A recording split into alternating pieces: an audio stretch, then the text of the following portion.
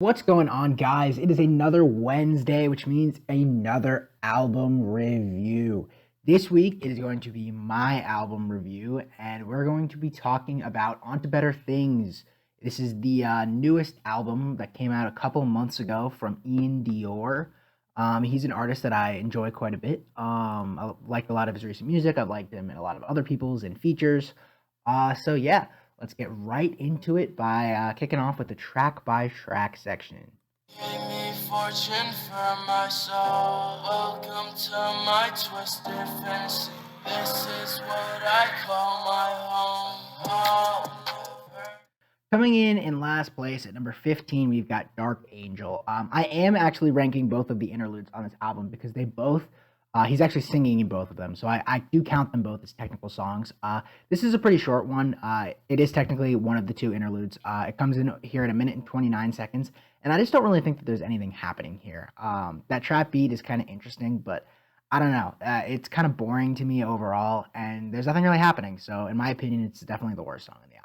So Dark Angel is last. Try to make things, but I can't let you go. Try to shake the feeling, but it only make it worse. In and out my bed, in and out my head. Not what I want, yeah, but I'm in love with your flaws. Coming in at number 14, we've got Regret.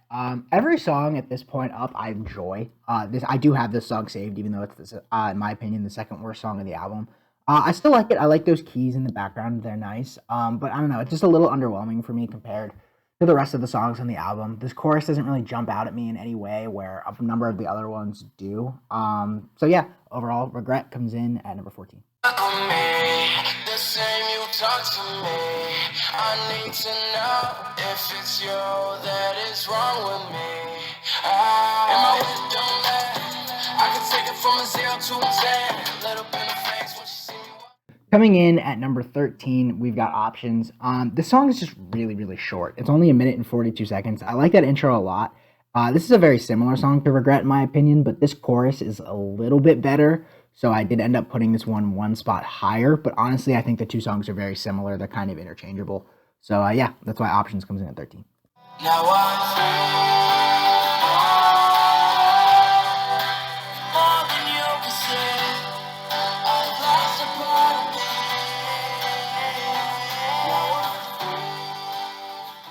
Coming in at number 12, we've got Fallen. I don't know. This song is, I like that chorus a lot, and I feel like you can kind of hear the nice emotion in his voice. I think his voice sounds really good on this song. This is another shorter one, though. It's only 2 minutes and 14 seconds, which is a little bit too short for me. I don't know. I think these verses are a little bit boring, and that was my really big knock on the song and why it is down here, because I do enjoy that chorus. But I don't know. I think overall, a lot of the other songs in the album are just more complete, and the verses being a little weaker was enough to hold this one back a little bit for me. So yeah, Fallen ends up here at number 12. I got no love in my veins, it's cold. Diamonds in my chain, it's gold. They won't fill that space you left me. I fear it's too heavy. They say Coming in at number 11, we've got Heavy. Again, this is another song. I'm going to say this a lot of times throughout this album. It's really it's short, and I'll talk about that more in my final thoughts. But yeah, I mean, I enjoyed this one too. But it's again very similar to Fallen for me. I like this trap beat a little bit better, and I still like this chorus quite a bit. But again, the verses are just slightly underwhelming here, and that is enough to end it in the bottom half of the album for me. And it came in here at 11. So yeah, Heavy, number 11. under moonlight with a dress on, what she do cocaine, she'll be up all night. Heartbreaker, got you out your mind, got you out your mind, got you out your mind. Coming in at number 10, we've got Heartbreaker. This song, when the album came out to now, it's been kind of up and down for me. It was one that I originally was one of my least favorites, then it became one I really enjoyed. Now it's kind of somewhere in the middle towards the bottom half, and I think that's the right spot for it. That trap beat is nice. That chorus is great as well. But again, like a theme with a lot of these songs is the verses are a tad bit underwhelming for me. And that rings true again here. But this is definitely the best chorus of this little like section of songs that we've been going through. So this is why it did end up the highest and ended up at number 10. So Heartbreaker, number 10. Am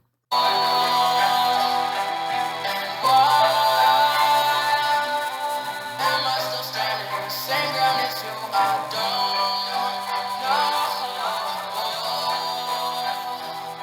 Is it you Coming in at number 9, we have Is It You. This song is finally one of a decent length on the album. It's 2 minutes and 51 seconds, but it's kind of a tale of two halves. That first half is a little bit slower, like you heard, and then it tends to pick up in the second half. And I enjoy both halves of this song, but I don't know. It doesn't really feel like it was very hard to rank this song because of that. It's like two halves of two different songs put together. So it did end up falling somewhere right in the middle for me. I do enjoy both halves of the song, but I don't know. I think it's kind of interesting how he chose to merge them together into one song. I think I do enjoy the second half a little bit more, where it's a little faster, but I do think his vocals sound good in the first half too. So overall, Is It You comes in here at number 9. I see you can't see my pain. The heart went away and they all did the same.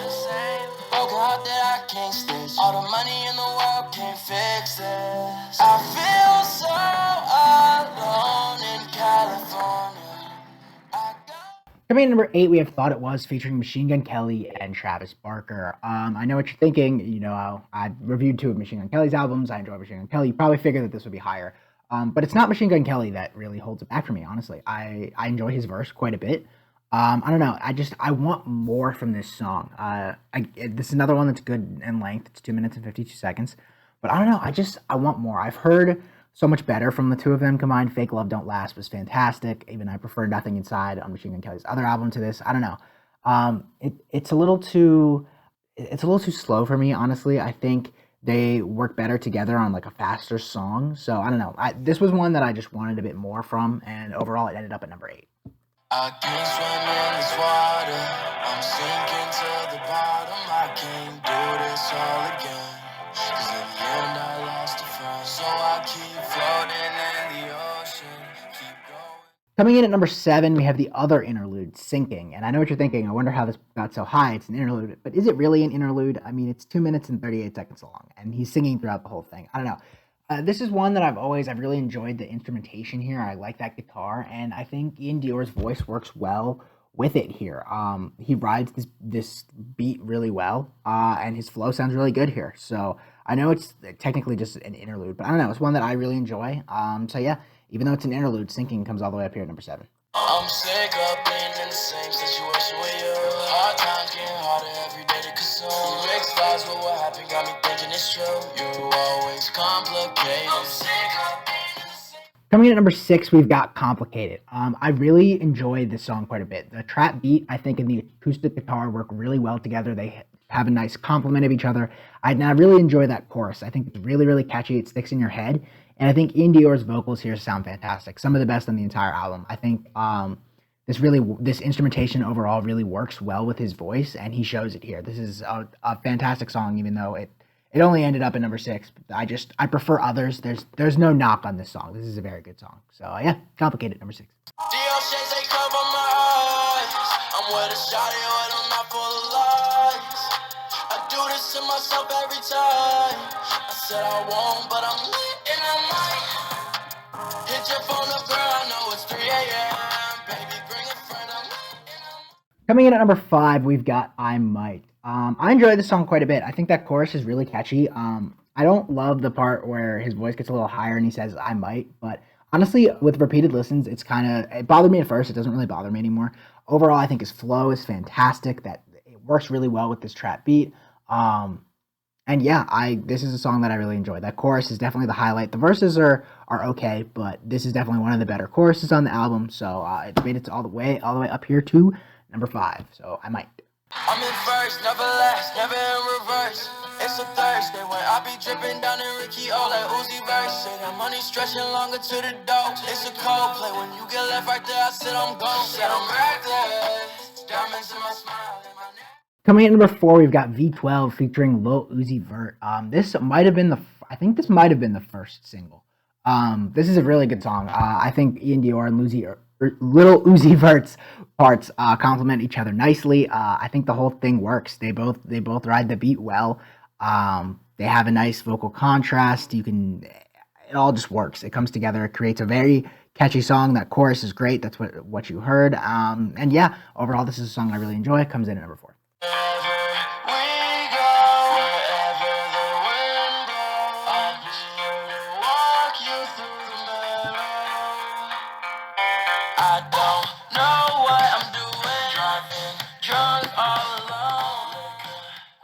Coming at number 3, we've got Hopeless Romantic featuring Travis Barker. This is the album closer, and I think it does a good job of kind of wrapping everything up together. I think Travis Barker's drums here work great. Overall, that chorus is really catchy. You heard the intro, but that is also part of the chorus. And it just kind of, I don't know, it gets stuck in my head. I think everything about this song works really well. The instrumentation works well with Iann Dior's voice. The drums from Travis Barker are fantastic, as always. So, yeah, I enjoy the song quite a bit. Hopeless Romantic comes in at number 3. This time I know, there's no looking back, it's all in the past. I'll let you go, the letter we had is making me sad. You keep saying you hate me. I'll let you go. Coming in at number 2, we've got Let You. This is one of the other singles on the album, and it's super easy to tell why. That groove is super catchy. This chorus just lives in your head. And there's not a weak point in this song, honestly. The verses are great. Like I said, that chorus is catchy. Iann Dior's voice sounds fantastic. It's got a nice groove to it. I mean, what more could you want? It's a great song. I have heard the song once or twice on the radio, and I honestly kind of wish I got a bigger push. This is one that I enjoy quite a bit, but still, there's one song that just barely edged it out. And so let's get to it. Let's get to the number 1 selection, because Let You comes in at number 2.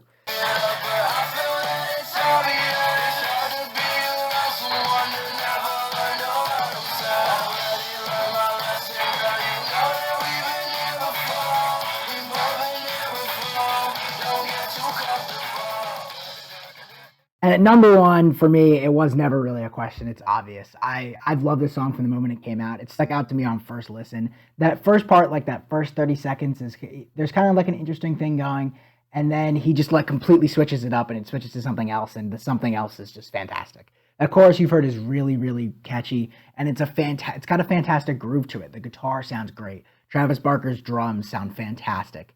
My only complaint with the song is it's only 2 minutes and 17 seconds, and the cutoff at the end is kind of abrupt. They definitely could have gone into another verse here, but there was never a question for me. Obvious, featuring Travis Barker is number 1. So overall, what do I think of this album? On to Better Things by Iann Dior. I enjoy it. My main complaint is a lot of the songs are short. They feel like another verse could have been definitely could have been added on. It is a 15 song album, but it's only got 36-minute runtime. So like it 100% could be longer, and I feel like I would enjoy it a bit more if it was longer. A lot of the songs feel kind of chopped off at the end, where he definitely could have gone into another verse, maybe another chorus. But some of them do have decent runtimes. But like I kept bringing it up, some were like barely over 2 minutes, where I think a good length for a song is somewhere around 3. So yeah, that's just kind of a problem that I noticed. And a lot of the songs kind of blend together. It's kind of hard to tell what's what, and separating them for this list was kind of difficult. I know it sounds like I'm kind of trashing the album, but I'm not. I'm really not. I do enjoy it quite a bit. It was just, as you heard, both the singles for this album were pretty high up on my list, V12 and Let You. So after hearing those, I was expecting a little bit more. So I feel like I was a little let down from the album when I did hear it the first time. But that doesn't mean that I didn't enjoy it. I still do. I have every one of these songs saved except for Dark Angel. I'm never upset when they come on in my car. I feel like it's a lot to listen to all in a row together at the same time. Because a lot of them do sound kind of similar. By the end of it, you're kind of like, okay, like, can I listen to something else? But I feel like if any of these songs ever came up in my car and shuffle as like a one-off, I would never be upset. But I kind of wish more of the album was more like a Let You, with a little more upbeat and stuff like that. But overall, this is still an album that I enjoy. Out of 10, what did I get? I gave, for those of you who haven't seen my other album reviews, I gave Tickets to My Downfall a 10, and I gave Mainstream Sellout about a 6. I would probably put this somewhere around Mainstream Sellout. I don't know exactly how I feel about between the two. If I gave Mainstream Sellout a 6, I feel like that would be about where I would give this as well. Also another 6 out of 10 for me. So yeah, I hope you enjoyed. Comment below any suggestions, any albums that you want me to talk about from my next album review. I haven't decided what I'm going to do yet, but yeah, I'm open to hearing suggestions if you all have anything you want me to talk about. So thank you all for listening, and that's been it. Peace.